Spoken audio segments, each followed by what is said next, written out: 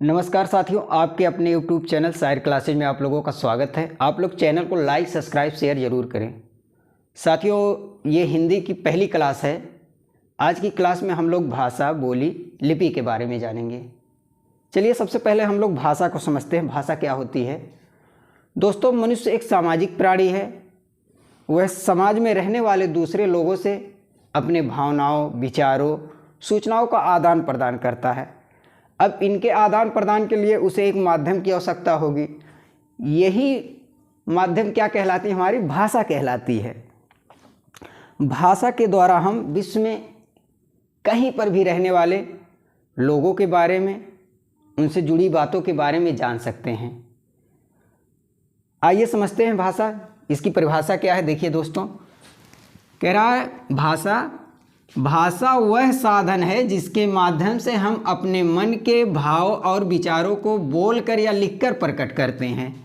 भाषा वह साधन है जिसके माध्यम से हम अपने मन के भाव और विचारों को लिखकर या बोलकर प्रकट करते हैं। अब देखिए आगे क्या कह रहा है। भाषा के दो रूप हैं। कौन कौन से? मौखिक और लिखित। जब हम अपने मन के भाव या विचारों का आदान प्रदान बोलकर करते हैं तो मौखिक के अंतर्गत आता है, और जब हम अपने मन के भाव या विचारों को लिखकर आदान प्रदान करते हैं तो लिखित के अंतर्गत आता है। तो भाषा के कितने रूप हैं? दो रूप हैं, मौखिक और लिखित। अब देखिए आगे क्या कह रहा है। भाषा शब्द की उत्पत्ति भाष धातु से हुई है। भाषा शब्द की उत्पत्ति भाष धातु से हुई है, जिसका अर्थ क्या होता है? बोलना होता है। अब चलिए हम लोग बोली को समझते हैं।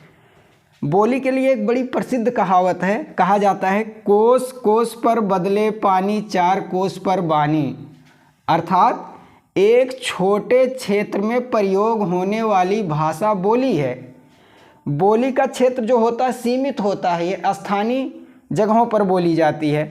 अब चलिए इसमें एक पॉइंट देख लेते हैं।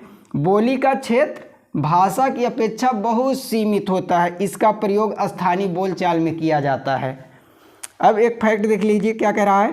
भारत में 1652 बोलियां प्रचलित है। भारत में 1652 बोलियां प्रचलित है।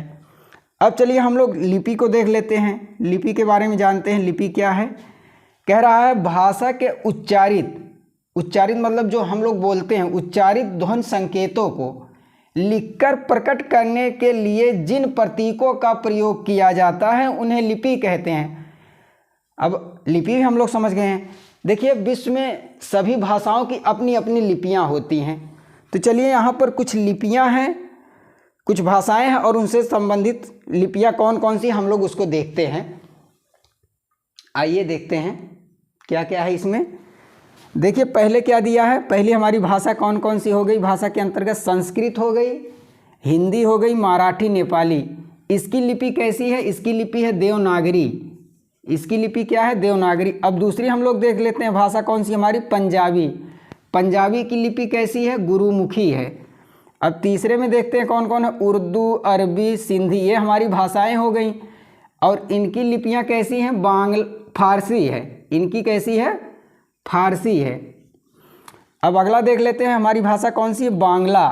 बांग्ला की लिपि कैसी है? बांग्ला। अब पांचवें में हम लोग देख लेते क्या है? अंग्रेजी, फ्रांसीसी, जर्मन। इसकी लिपि कैसी है? रोमन है। अब जापानी भाषा, इसकी लिपि कैसी है? इसकी जापानी लिपि